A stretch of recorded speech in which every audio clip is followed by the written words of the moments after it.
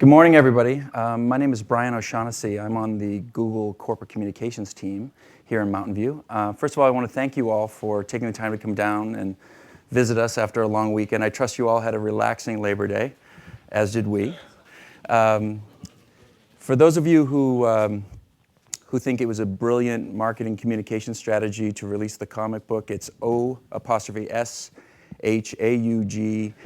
And for those of you who think it was a flub, it was Sundar, who was Sundar's name. So thank you again for coming down. And we're going to do a demo today in advance of the launch. The Google Chrome product will be available live at noon today.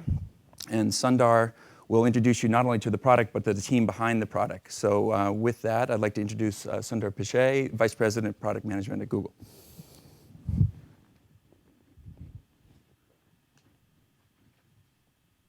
Thanks, everyone. So thank you for coming. It's been an interesting 24 hours, to say the least. The last thing I expected to spend my Labor Day on was tracking down how shipping works at Google, how we ship stuff, and so on. So hope you all had a chance to skim through the comic. Just wanted to give you a little bit more color behind how the comic came about, since that's how most people found out about Chrome. So Eric Antonow, who leads marketing for Chrome, is a huge Scott McCloud fan. So for those of you who don't know, Scott McCloud is a legend in the comic world, and he has written some great books in terms of understanding comics, how comics work, and so on.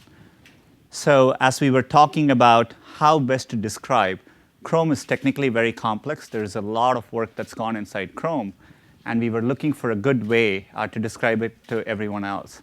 And Eric suggested working with Scott. And so Scott was embedded with the team. He interviewed a lot of folks and wrote the comic, so which we hope is a unique way of describing what Chrome is all about. So I want to spend about 10 minutes talking about why we built Chrome, what our hopes and aspirations are, give you an overview of what we are doing here. I'll also introduce the team, and the goal is to spend about 30 minutes. We will give you a full end-to-end demo of the product, covering both the user experience and all the technology that underlies Chrome. And we will wrap up and take Q&A. So, and Larry will be joining us as well for Q&A. So with that, let's get started. So as you can see from the slide, on the top left, what you're seeing is the homepage of Amazon.com in 1995. If you look at it, it was very symbolic of web pages around that time. These were simple HTML text pages. People just went to these pages to view content. They were just reading what's in the page, nothing more. Let's fast forward to today. In 2008, that's Google Maps with Street View. It's very symbolic of the kind of applications you see on the web today, rich, interactive AJAX applications. People are doing a lot more online, and the web has evolved pretty dramatically. This is obvious to most people, but what's less obvious is that the underlying browser architecture is still very similar to the original Netscape browser.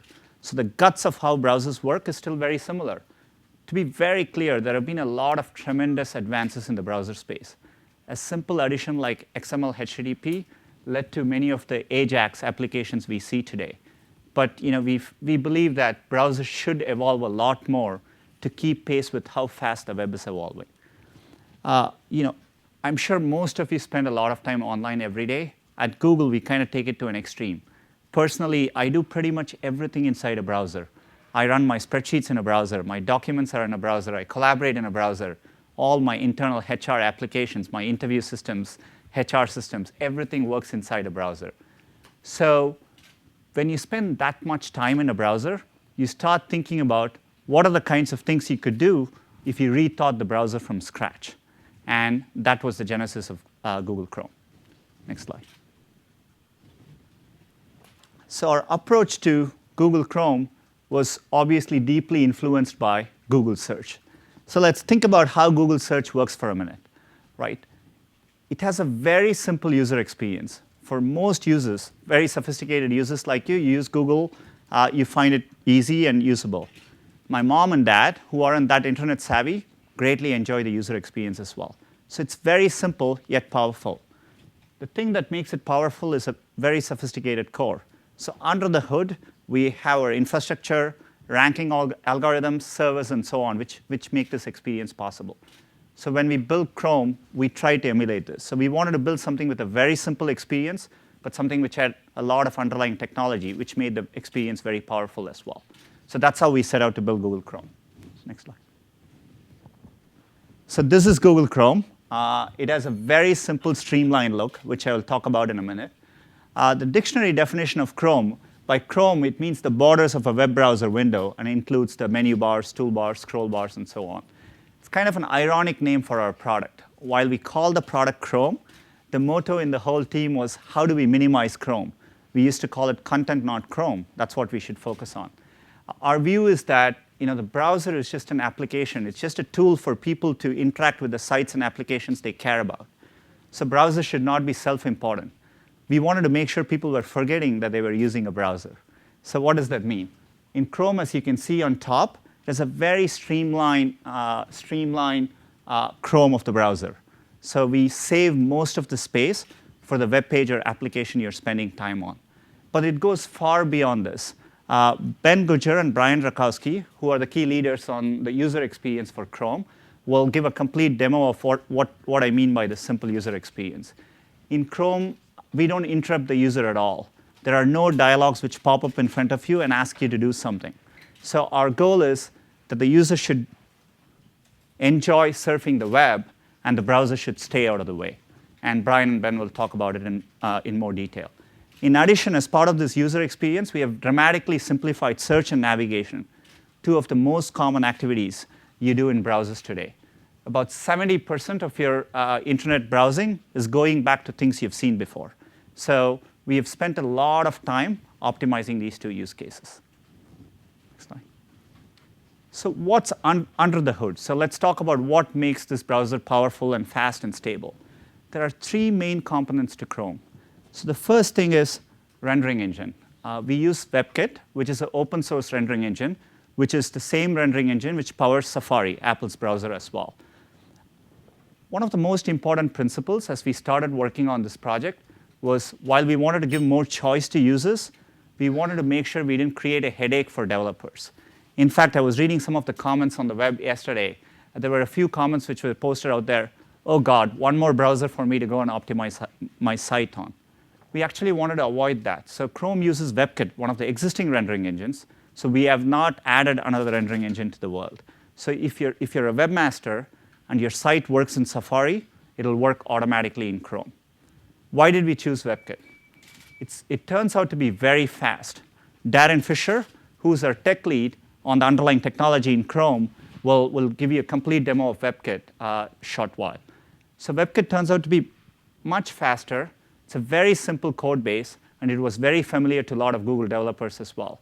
It turns out that our mobile efforts are also, the browser in Android uses WebKit as well. So it made a lot of sense for us to use WebKit. The second main component in Chrome, which is a fundamentally different way to think about the browser, is the multi-process technology. So let me describe this for a minute. What do we mean by multi-process? Let's take your desktop as an analogy. In your desktop, you have many, many applications running. You don't expect when one application crashes on your desktop for it to take your entire desktop down. That's how most browsers work today. All browsers work as one single process. So in Chrome, we have tried to bring these good elements into the browser. We think of the browser as a modern platform for the applications, the web applications that it's running right now.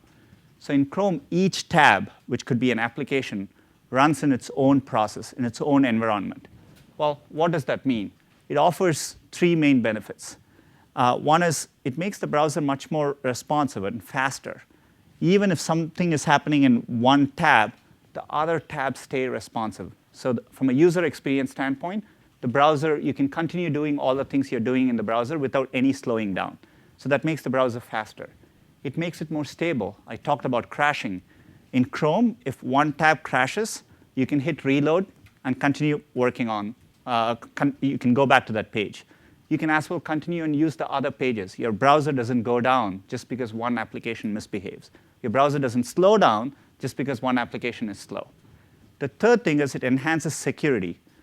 By putting each tab in its own process, we can also sandbox. Sandbox is a technical term, but literally we can take this application, You can think of it as putting in a box, shutting all the doors, shutting all the lids, and we strip away privileges.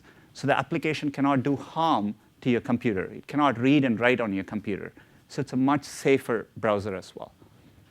So the multiprocess architecture is one of the fundamental underlying advantages of Chrome, and we were able to do it because we were rebuilding a browser from scratch. This is something difficult to do if you were layering this on an existing browser. The third main thing in Chrome is V8. V8 is a major technological breakthrough in Chrome. Lars Bak, who led a team in Aarhus, is one of the foremost VM experts in the world. And he and his team rewrote a complete new JavaScript engine from scratch for Chrome. So what do we mean by a JavaScript engine? Most web applications are written using a common web programming language called JavaScript. And your browser needs to execute that for it to run this application. So Chrome and V8 executes JavaScript much, much faster than current existing technologies. So it'll make your applications run faster.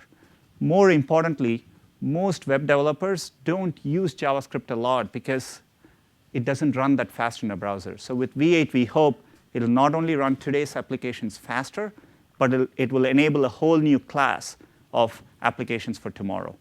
Lars will talk about V8 in much more detail.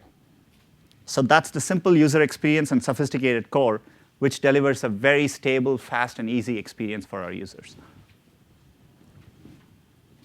So a few things. We care about making our products available to everyone. So Chrome, it's being launched today. It's available for PC, Windows Vista, and XP. We are working very hard on Mac and Linux versions. To be very clear, we had one team, and from the start, we designed Chrome to be multi-platform. So Chrome was designed with all three platforms in mind. And you can see it when you use the product, the look and the feel makes it work well in all platforms. We decided to launch the Windows beta version as soon as it was ready because we wanted to engage with the community outside and get feedback and improve the product. But we are working very, very hard on Mac and Linux versions. A lot of us inside use Mac and Linux, and so so there is enough internal pressure to get this ready on those platforms as soon as possible. Another thing which is very exciting for Chrome is on day one, we are launching it in over 100 countries and in 43 languages, so which is unprecedented for a product of this scope on day one. So we are very excited by that as well. Next slide. So the final point I want to make is Chrome is fully open source. So we are end-to-end. All of Chrome is open source under a very permissive BSD license. Our intent here is to help drive the whole web platform forward. As we built Chrome, we benefited a lot from existing open source technologies. I talked about WebKit. We have borrowed components from Firefox as well. So in that spirit, we wanted to make sure everything we do here is available for others to use and improve upon. To be very clear, when I say our goal is to help drive the web platform forward, as the web gets better, it has a direct strategic benefit for Google. We live on the web. We build services on the web. If the web gets better, more people use the web, and Google benefits. We can write better apps. We have evolved from a search company to a search ads and apps company. We can write better applications on the web. So we care about this a lot. So with that in mind, Chrome is fully open source. And today we are announcing Chromium, which is our open source project, and which will be going live. And the entire code is available for people to use and contribute to.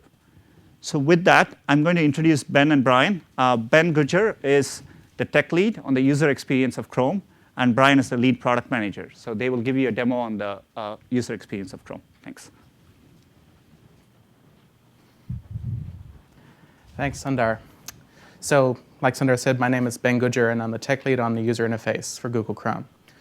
So when we sat down to design the user interface for Google Chrome, one of the driving goals, as Sundar said, was to build a really streamlined user experience. And so when we sat down to do this, we thought, well, we'll go back to this original premise for Chrome, which is that it is a modern platform for web pages and applications. And so we thought how this might impact the user interface. And what we realized is that what we wanted to build was not so much a traditional content viewer with the bulky toolbars and buttons and all that kind of stuff, but more of a streamlined thing, more of a window manager for web pages and apps. And so we developed a very streamlined user interface, which Brian will bring up right now. And this is the Chrome window. And as you can see, one of the first things that we focused on was tab browsing and tabs. And we felt like tabs should be more than just a feature of a browser, but rather the primary element of the browser. And so you can see our tab strip we've actually put at the top of the window. So we think of tabs as kind of like title bars for web pages and apps. And so they're up here at the top. And as we built this functionality, and I don't know about you, but we use tabs an awful lot. And so we wanted to make this feature scale really well to heavy usage. And so we've done some interesting things with the tab strip to make it work well in these cases when you have lots of tabs open. And Brian will show you some of those now. OK, so let me show you the tab strip. As you can see, it's up top. And we think tabs are the coolest thing that have come to browsers in the last 10 years. So we spent a lot of time trying to get them right and designing the browser around the tabs themselves. So let me just show you some of the things you can do with them. For instance, it's easy to select tabs. You can also grab them and drag them. They're very friendly. It's almost like you want to drag them. So I'm going to go ahead and grab a tab. I can drag it out, too, into a new window if I want to create a separate window. You can also drag it back in if you want to consolidate windows. And it's really easy to do. It feels really nice. They're really grabbable and draggable and very friendly as well. Like Ben said, there's a lot of really subtle behaviors that went into designing the tabs. And we try to design them for people who use tabs a lot. I'm sure you guys all have lots of tabs open all the time. And we spent a lot of time thinking about the subtle behaviors that makes this work really well. So I'll show you one of those. Let's say you want to get rid of a couple tabs. So let me close a few, and I'll show you what happens. So here I'll click on the close box. You can see the next tab slid over, and the close box is right under my mouse. I can close another one really easily, too. And this is possible because we don't actually resize the tabs until you move your mouse away from the tab strip and indicate that you're done closing tabs. So I'll move my mouse away, and you can see that they're resized to fill the available space. It makes it really nice for people using a lot of tabs, and there's dozens of little subtle behaviors in the tabs that make this work really well. So like Sundar was saying before, another area of major focus for us was on search and navigation. And like Sundar said, these are the things that people do most in a browser, so it was important to us to get this right. And so the first product feature that we focused on was that typical feature of a web browser, which is the address bar at the top of the window. Now, if you look at the browser here, you'll see that we have this address bar. But where's the search box? Is this really a Google browser without a search box? Actually, yes. And so what happened when we started off building this product is we did some research into how people were using their browsers. And it turned out that it was pretty easy to confuse the two, the search box and the address box. You know, I myself, I would occasionally type an address into the search box and search into the address bar. And so it was a little bit confusing because what you had to do as a user was that you had to decide what it was that you wanted to do before you were going to do it. So we thought to ourselves, what if we could create just one box that was always the right place to type, no matter what it was that you wanted to type, like the search box on google.com. And it would give you good results, results that, if for pages that you visit a lot, you would only be maybe 1 or 2 keystrokes away from getting to the pages that you liked. So what we did was we smashed the two boxes together, the address box and the search box. So this is the address box, but it's also the search box. And we call it the Omni box. And to get it to work right required a little bit of magic. Let me show you the Omni box. So as you can see here, like Ben said, it's a little bit psychic in terms of it's a little bit of magic, a little bit psychic in terms of predicting where you want to go. So we used to call it the psychic Omni box. And in fact, our goal as a team was to only have to type 1 or 2 characters into the box before it gets you to where you want to go. And that's how it earned its name. So let me show you. It turns out in this browser, I like to go to Amazon a lot. I like to do a lot of shopping. So I'll show you the way that works. I just hit A, and it knows, it's learned that I like to go to Amazon. So all I have to do is hit A, enter, and I'm already navigating to Amazon.com. It's really nice. It's really efficient, and it learns very quickly which sites you like to go to. You'll have to try it out and see for yourself. The next thing to point out, though, is you don't always want to go to Amazon every time I type an A. Sometimes I want to do some research. Sometimes I want to do a search. So let's say I want to take a vacation after this launch finally happens. Let's see. So I'll just type Alaska Cruise, and everything, like Amazon.com just got out of my way, and I just hit enter, and now I'm doing a Google search. It's really easy to do both searches on Google And it's also very easy to navigate to URLs. But what about all the other search engines on the web? We know people like to do lots of specialized searches. They like to search Wikipedia and Yelp and things like that. So we wanted to make that really easy as well. So let me show you the way that works. So here, I'll go to Amazon again, enter, really quick. And it turns out there's a search engine on this site. And let's use it. Let's see. Let's search for something by Stephen King. And now, at this point, Chrome has noticed that there's a search engine on this page that I like to use. I didn't have to set anything up. It just noticed. So next time, when I decide I want to go to Amazon, I'll type A. And lo and behold, there's a little tip here that says press tab to search Amazon.com. This is my favorite feature of the whole product. It's tough to pick, but this is definitely my favorite because it makes it so efficient to do what I want to do. So here, let's say I want to look for Obama's latest book. I search, and here I am searching on Amazon.com directly from the Omnibox. It makes it really efficient, and it's no setup, and it's a very easy way to get to answers anywhere on the web. So as you can see, the tab to search feature is indicative of a design philosophy that we took when we were building the UI for Google Chrome, which is that rather than force the user to have to think about what they want to do before they start to take the action and then think of what piece of UI that they need to invoke for it, rather, people should just do what they naturally want to do. And then if we can help along the way, we'll try and do that. So another area where we applied this approach was on the new tab page, which you get when you open a new tab. And basically, what we noticed with a lot of browsers was that this page is blank. Now you're trying to go somewhere, so it seemed like kind of an untapped resource. When you open a new tab, you can either type an address into the address box or you can pick a bookmark or something like that. So we began to think of what we could offer in this place. Maybe we could offer bookmarks. But a lot of people like bookmarks, but also bookmarks can be, for some people, a little bit of a pain to maintain over time. And unlike the Omnibox, bookmarks aren't automatic. They don't tailor themselves to suit your browsing habits. Now, if you have bookmarks in your existing browser, they'll be imported into Google Chrome. But we thought that we might be able to do a little bit better in what we show in this new tab page. And so that's what we've done. So let me show you the new tab page. I'll click right here to create a new tab, and you can see what we've done. This page is my new tab page. It shows all the sites that I like to go to. Here are the 9 sites that I visit most often. And this was, again, configured automatically. I didn't have to do any setup of my own. It just works. There's also the search engines that I use most often, bookmarks that I've created recently. And if I've closed a tab recently, let me do that, it shows up right here. So I can easily get back to it if I accidentally close it or if I decide I want to do it again. We also have a little area for bookmarks here that you can manually configure, and you can add things here. Having it only show up in the new tab page is a great way to save space if you don't want to see it on every page.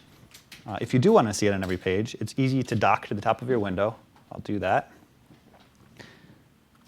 And you see it docks itself there, and now it's at the top of every page, more like a traditional bookmarks toolbar. And it's easy to toggle on and off, and it's kind of fun to toggle on and off too. So I do that sometimes when I'm bored. That's really cool. In fact, this is one of my favorite this is one of my favorite features because the page, it does become yours. It is the stuff that you do. And so actually our testing of this was pretty successful, and so we've decided to make this the default homepage in Google Chrome. Of course, if you have a homepage that you really like, we import that as well, and it's really easy for you to choose to use that. Also, if you have a particular set of tabs that you like to start out with, you can choose those, or you can choose to start with the tabs that you're using last time you used the browser. So when we were looking at all of these features that we had built that were based on your browsing history and stuff like that, we realized there was a little bit of a problem. And that was, basically, sometimes people visit sites that maybe they're not comfortable sharing with other people who might use the same computer. And if you've been to some site and then it turns out basically you don't want someone else to come along and start typing and figure out that you've been there. So what happens in other browsers typically is that people will go in after visiting these sites and they'll clear out their history. But in Google Chrome, the consequences are more dramatic because the contents of this page will disappear. And all of the quick shortcuts that you have in your Omnibox will also disappear, and then you'll have to start again from scratch. So we wanted to come up with a couple of solutions to this problem. And the first one was to create a new kind of window. And this kind of window is called an incognito window. And any browsing that you do in this window is not stored on your computer. Let me show you incognito. So here I'll create an incognito window.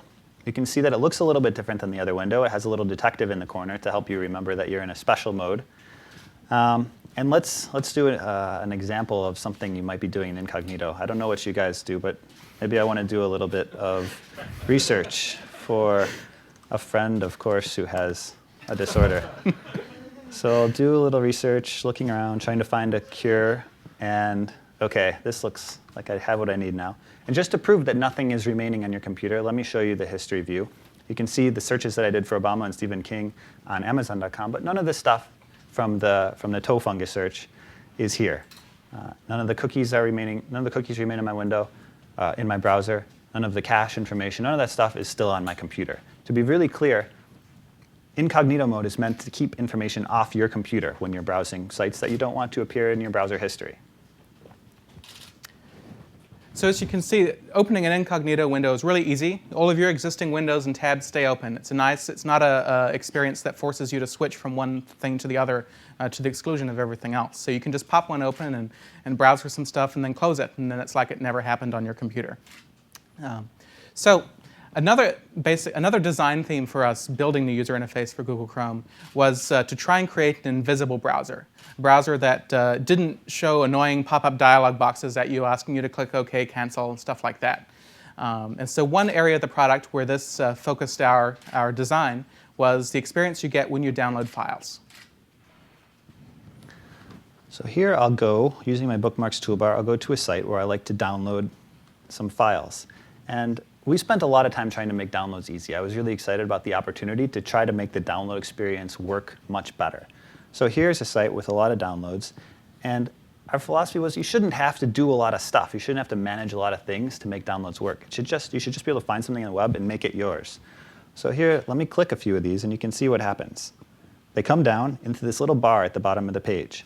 And you can then interact with them just exactly what you want to do. You don't have to worry about where they were downloaded to. You don't have to worry about clicking OK on a dialog. You don't have to worry about where on your file system they went. You can drag them right off of here onto your desktop if you want. You can drag them into folders. Let me do that with this one. And if you want, you can just click on them to open them. And so a final area of focus for us in building the user interface was on what kind of UI we should provide for these web pages that act more like applications. And sometimes these are the pages that you can keep open all day long because they're relevant to you throughout your day. These are things like email and calendar and stuff like that. And so we went back and we took a look at the browser user interface, and we thought what we could do for those kind of applications. And what we realized pretty quickly was that some of this user interface just wasn't that relevant for some of these applications. The back and forward button, reload, the Omnibox, stuff like that. You didn't use them that much because you kept them around and you didn't navigate away from those pages to other pages as much, at least for some users. And also, some of this UI could occasionally be a little bit dangerous. Maybe you're in the middle of typing something in a box in one of these applications. And if you click reload accidentally or navigate somewhere else accidentally, then all of that is gone. So what we realized was that some of these applications, what they really want to do is they want to break free of the browser window. And so we created a new kind of window to hold them. Here, let me navigate to one of these apps that I like to keep open all the time, and I think of as a real app. And here's Gmail. And when we were thinking about this, like Ben said, they want to break free. And I think of this as our Pinocchio feature, because Pinocchio really wanted to be a real boy. I just want this to be a real app. I want it to feel like a real app. So we have this feature here with create application shortcuts. Let me choose that. And you get a dialog that lets you choose where you'd like to create these shortcuts. I'll create one on the desktop. And you can see what happens. Move this out of the way. Here I have a desktop shortcut, and I can launch it just like a real app. And when I launch it, I get this app view window, which doesn't contain all the extra browser machinery that gets in the way and can sometimes be dangerous in the context of applications. You also get a little thingy in your taskbar, and you get an entry in your Alt-Tab menu, so it's easy to switch between applications, just like you're using real desktop apps. It's one of my favorite features also. But we didn't stop at just user interface. Improving the capabilities of web applications goes right to the core of Google Chrome. And to tell you some more about that now, I'll turn over to Darren. Thanks, Ben. So my name is Darren Fisher. I'm another one of the tech leads on Google Chrome, and I'm here to talk to you a little bit about what's under the hood. Given the opportunity to build a better browser, we took a hard look at what we could do to improve upon some of the core fundamentals of web browsers. We were interested in how we could improve upon speed, stability, and security. And we were very interested in the use case of users who leave their browsers running for a long time. We noticed that, I know from my own experience that I tend to have a lot of different tasks going on at once in the browser. I might be in the middle of composing an email, and then I'm going off to do a search because I need to get some information for that email. Maybe a calendar alert goes off, and that takes my attention away to what I was just doing. And suddenly, I've just got a lot of different things going on in parallel. And it's really unfortunate when, in the process of going off into some other tab and going to some web page that you haven't been to in a while, that suddenly, somehow, a browser bug, a rendering engine bug gets tickled. And it's really unfortunate if that results in you losing your whole browser, or the browser locks up, goes out to lunch, whatever. It's very unfortunate to have to force quit the browser at that point, because you've lost all this work that you had in progress. So it seemed obvious to us that it sure would be nice if the browser were could be subdivided into multiple processes. As Sundar said before, when you use desktop applications, and one of the desktop applications dies, you don't expect it to affect your other desktop applications. And the same should be true of web pages and web applications. So that's what we did. We built this multi-process rendering engine, or multi-process browser architecture that puts the rendering engine down into sub-child processes. And this has many benefits. The obvious one, which one I've already been talking about, is stability. Clearly, if one of the tabs dies, you don't lose the other tabs, and you don't lose the browser itself. Performance. Well, because these tabs can now execute in parallel, it means that you can get some very nice performance properties. For free, you get the fact that if one tab is busy, you can quickly, effortlessly switch to a different tab and do work. There's no delay. There's no hiccup as a result of the fact that one rendering engine is busy servicing one tab. And this is very nice for performance, especially if you happen to have a newer computer with a dual-core CPU. Now, security. It turns out that there's some very nice security benefits from this architecture. And security is a very complex topic. There's many aspects to it. But what we were able to do with the multi-process architecture is we recognized that, to render web pages doesn't require a lot of privileges. Normally, processes on the desktop run with all the privileges of a normal user. They have the ability to mess with your files, to mess with your registry, and so on. But to render web pages, you don't need any of those privileges. You don't need any of those capabilities. So we said, the rendering engine process, the process that's running the rendering engine, just take away all of its privileges. Limit it to the point where all it can do is talk to the browser. And this has very nice security properties. It gives you an extra level of protection. We call this technology the sandbox. Now, the way I like to think about it is, for a bad guy to get malware onto your computer, ordinarily, he'd just have to find a bug in your rendering engine. And once he does that, he has access to your computer. But not in Google Chrome. In Google Chrome, he also has to find a way out of the sandbox. So he has to first find a bug in the rendering engine and then find a bug in the sandbox. And so that we believe adds an extra level of security, which is very nice. OK, so now I'd like to do a little show and tell and have Brian bring up Chrome's Task Manager. So what you can see here is some user interface that looks a little bit like Windows Task Manager. And what you're seeing here is a list of all the processes in Google Chrome. I really love this feature because as a power user, it gives me the ability to kind of see what's going on. What do I mean by that? Well, there's columns here for memory, CPU, and network usage.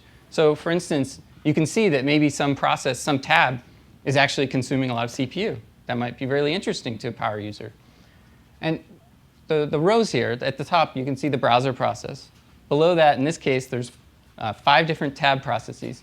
This window apparently has 4 tabs, but there's another tab process used for Gmail, which is currently minimized. And finally, there's even a process for Shockwave Flash. That's right, we actually put plugins out of process. We found that we could apply the same principles that give us separation between tabs in the browser to tabs and plugins. These are the traditional browser plugins like Flash, QuickTime, Java, and so on. We actually found that we found that it was very nice if we could have these things out in their own processes, so that suppose you visit a web page where an advertisement is served using a plugin. Well, and imagine somehow that plugin misbehaves or encounters a bug. Well, all you would lose is the plugin. All you would lose is that little bit of UI that was actually dealing with that, and you wouldn't lose the actual activity you were doing. So this sort of subdividing of processes is very nice and applied to plugins as well. So now Brian is going to demonstrate an example of a tab that's misbehaving, and then he's going to show you an example of a plugin that's misbehaving.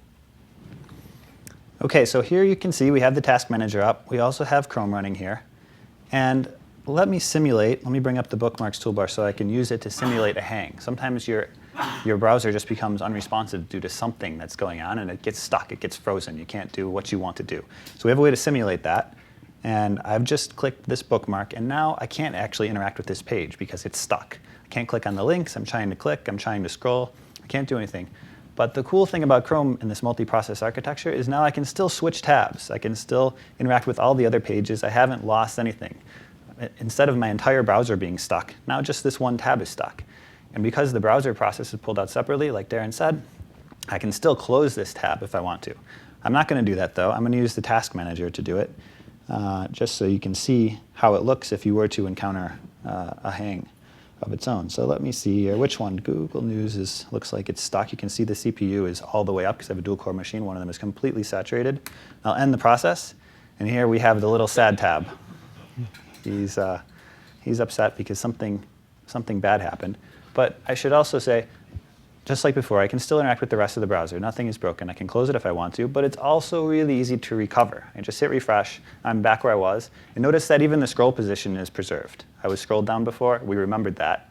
And now it's back to exactly where you were before. And the next thing Darren talked about was plugins. Plugins are in their own process. So let me go to a site that uses plugins. We like to use YouTube a lot. So let me pick a video here that looks interesting. How about this one? So you can see the thing he's playing. If you look here, you can see Shockwave Flash is using a bunch of resources. Stuff is happening. Now here, let me try to simulate a crash of the plugin process. I'll use end process here in the task manager. And here you get a little sad plugin, just like the sad tab.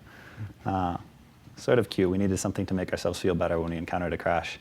So here we have this. And again, you can interact with the rest of the page. You can scroll down. Nothing is broken except for that. You can switch these tabs here. You can interact with everything here on the page. And recovery, again, is really easy. All I have to do is hit refresh. And refresh, it'll reload the plugin and start playing all again. So it's very easy to get back to where you were. And it's a really nice way to minimize the impact of a crash. Thanks, Brian. So you can see you can see the stability properties for yourself. And so now I want to turn your attention to another topic. So we're very interested in performance when it comes to Google Chrome. And as I said, the multi-process architecture has nice performance properties if you have because of parallelism. But we were also interested in raw performance. And raw performance is a big part of what influenced our decision when it came to the choice of rendering engine. Sundar mentioned before that we're using WebKit as our rendering engine. We liked WebKit because it's fast. We also liked it because it's open source. And as Sundar said, we really didn't want to have to make web developers deal with yet another rendering engine. And so I don't want you to just take my word for it when I say it's fast. I want to actually demonstrate that. So what Brian's going to do now is run a small little demo of loading pages. He's going to first load it in Internet Explorer. And this is a very simple demo that's loading static content off of the local file system. So it's taking I/O, network I/O out of the picture. So you can just see how fast the rendering engine is. Here we see looks like 220 milliseconds on average per page for this test.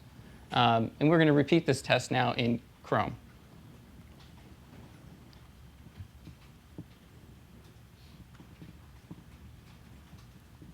So Brian's going to resize the windows so they're the same size.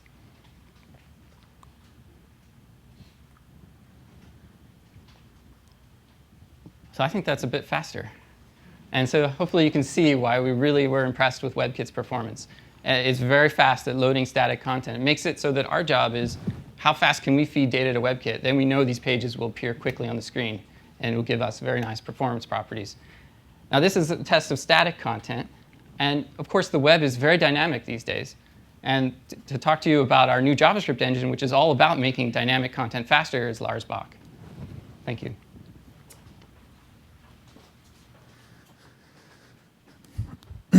Thank you, Darren. So I'm Lars Bach. I'm V8 tech lead, and I'm all the way from Aarhus, Denmark, to present V8. And we like fast performance. And we talked about the webkit that adds something to it. But we decided we want to do more. We want to design an engine that will work for the future web applications on the web. And in order to do that, we could see that you get more and more JavaScript code in your web applications. Okay? So we decided to do one that's a brand new one that really makes JavaScript run many times faster than what you else see in other browsers. When JavaScript first came around, it was used to customize buttons and simple things. It was only a few lines. But already today, we have applications like Gmail, where you actually download several hundred kilobytes of JavaScript code you have to execute in order to navigate around in Gmail. And I guarantee you, this trend will continue. So we need something that can really take care of the future web applications. What else should I say? I should say that I've been doing virtual machines for 20 years, and this is one of the most exciting times I have so far. JavaScript is a hard programming language to make fast. And the problem with JavaScript is it's very dynamic. So when you create new objects, they look like they're very independent features, and there's no sharing between them, and the underlying system cannot take advantage of it. Well, we came up with an idea that could change all that. So we found a way to introduce something called hidden classes. And what it does, it actually monitors the program as you run it and create common structures of objects inside the virtual machine. To the user, it's actually the same. We preserve the same semantics as the other virtual machines. But when we have this shared structure, we can start applying optimization techniques that are well known in other classes of virtual machines. And I think more like Java and in Smalltalk. We can apply these ideas in JavaScript and get a very good speed up. We have 3 design ideas in our engine that makes it run really fast, and you need all of them to get JavaScript to run fast. The first one is we needed a compiler. Most JavaScript engines today, they do interpretation. So whenever they go to a certain point in the program, they have to look at it, oh, what should I do now, and so on. That's fairly slow. Everybody knows that. So we did a native compiler. So we take the source code we get into the browser and generate native code so we can utilize the hardware of the machine you're running on. That's step 1. Step 2 is we want to use these classes we tracked when running the program and use inside the native code. And what we do is we apply a technique called inline caching. And that has to do with dynamic patching of native code on the fly. You all understand this, of course. But what it means is that when you run JavaScript, accessing properties in JavaScript objects is extremely fast. And also doing function calls. And when you have these 2 things being really fast, it gives the web application developer the option to add more libraries to the browser when running web applications, right? You can factor encode more, you can include more code into the browser. And it really opens up for the sort of creativity of the web application developer. That is really what we're getting at. The third thing we added was a very efficient memory management system. And that gives you fast object allocation, and it gives you scalability. So the VM we have here, V8, has been designed to be very scalable. You can add tons of code inside the browser, and when you're running, you can allocate a lot of objects, and you will not see the system slow down. Okay? So that's part of the design systems or design sort of focus of our VM. So I think we should try to see how fast it is. What do you think, Brian? Good idea. So we created a small test that will demonstrate the speed of V8. But first we'll take an existing browser, and here we'll take Internet Explorer. Okay. So this is a small kind of demonstration of JavaScript speed. And as you can see, you have this icon moving slowly clockwise. And for each tick, it will actually execute a benchmark. And what you see in the middle is a number that says the estimated round trips per hour. So that's not very exciting, and I'm getting bored already. So let's try V8. Let's hope it's faster.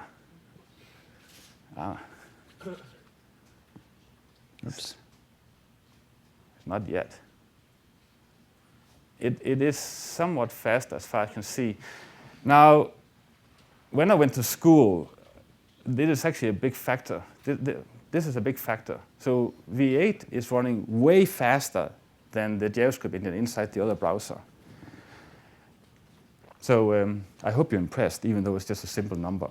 So JavaScript is not everything when it comes to a web application.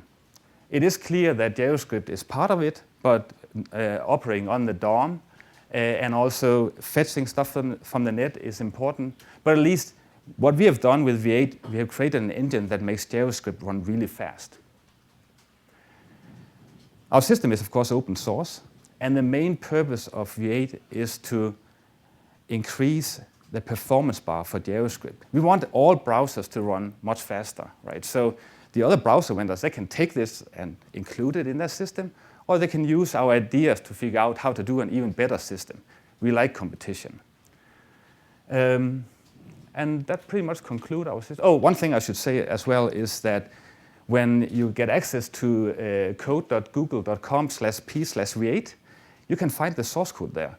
But what you can also find is a comprehensive benchmark suite, and you can try out different browsers to see how fast they are.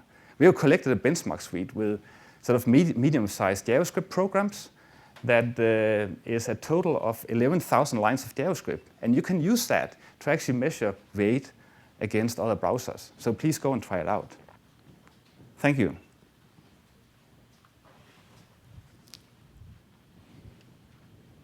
Thanks, Lars. Listening to Lars speak is like attending a computer science lecture, so I hope you enjoyed that. So a couple points. I want to reiterate that Chrome is fully open source. So everything you saw, including V8 and the front end and everything, will be available today as Chromium, and we are very excited by it. I want to stress about one more thing. While we demonstrated Chrome with Google Search, Chrome has no tie-ins to major Google services. In fact, when you install Google Chrome, if you were a user who was using IE and had Live Search or Yahoo as your default search, we just migrate that preference over. So Chrome is configured to be used with any search provider or any home page and so on. So that's very important, even though we demoed it with Google Search. We want to preserve user choice in these things. So looking back, it's been over 2 years of work. I remember when we started working on the project, Marissa, who's here, challenged us to write a press release on day one. She said, why wouldn't you think about, how do you want to talk about this to the world? We shouldn't build a Me Too browser. We should build something very differentiated. And so we actually, Brian, myself, and a few others wrote a press release on day one when we started working on this. And it's very, very nice to see how far we have come. I want to thank a huge team here in Mountain View, in Kirkland, and in Aarhus, who have contributed many, many hours to this project. They are all watching it on webcast, so I want to say thanks to everyone. And finally, Larry is here, and Larry was an early supporter of the project. He stopped by many times to the team buildings and spent time with the team members. And he's a power user of the product, so I want him to share his thoughts on Chrome. Well, thank you. I really want to thank the amazing team here, and I want to thank all of you who are here in the room and on the webcast for participating with us on short notice. I wanted to just say a few things I thought the team hadn't said. I wanted them to be out front because, again, they're such an amazing team. They've worked so hard on this, and I think you've seen that in some of the details they showed. I've been using Chrome now for quite a while, actually, and I've really enjoyed using it. I've used it as my primary browser. And I've actually used it to the detriment of the team on a really slow old computer on purpose to really force them to make it fast without a lot of memory and on slower computers and so on. And I think that's one of actually the main issues with the web today is you actually, if you look at what you're doing on the web, you're actually looking at a blank screen or you're waiting for something pretty often. And Speed, they didn't go into a lot of detail on speed, although we feel it's very, very fast. But it's a hard thing to measure. It depends how much memory you have. It depends what web pages you're on. It depends on a number of different things. I think the team has done an amazing job of dealing with all those issues. And they're smiling because they haven't heard me say that because I'm always very hard on them on that. But they've really worked hard on that. And I think if you install it and use it, you'll really feel that. Even on maybe older computers, not a brand new computer or whatever. The other thing I did want to say, Sundar just reiterated the open source aspect of Chrome. But we really, as computer scientists, we want to live in a world where our platforms are really advancing, where they can be improved, where people can add new functionality, where the pace of change and improvement is really rapid. We don't want to live in a world where all that's locked up and kept secret and nobody can improve it. And the open source model has really allowed people to do that. Allows any developer in the world anywhere, who's connected to the internet, they can make an improvement to an open source project like Chrome, and that can really make the world a lot better. It also means that other projects like Mozilla and so on can take some of the advancements we've made and the hard work that's been done on things like V8, and they could actually choose to incorporate those things pretty easily, potentially. And so I think we're entering kind of a new era where some of the advancement can be made much more quickly than it was in the past. And this technology can be used for learning, for development, and so on in a way that hasn't happened before. And I'm really proud to be part of Google and to be behind that. I also just wanted to say, I just wanted to mention how we decided to release this. So it's challenging to make a browser, obviously, and the criteria we used is that we had a ton of Googlers using it who were happy. And that's actually the best way that we could test it and really know that it's a great project. And that's what's happened. We had a ton of people using it internally all the time. We've been measuring that. And they've been happy and continuing to use it and really enjoy it like I have. And so that's why we're here today and why it's released.